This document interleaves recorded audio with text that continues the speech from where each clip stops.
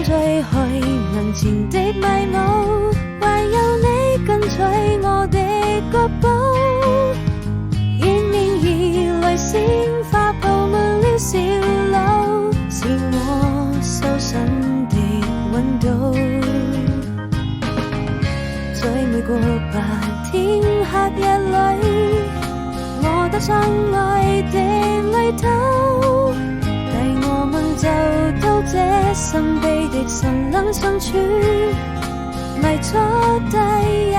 步。或許是教會天主最介意不再孤獨，許下的一定要一起擁抱幸福，為夢想去追逐，用最寶貴的禮物，總有人為你祝福。我多想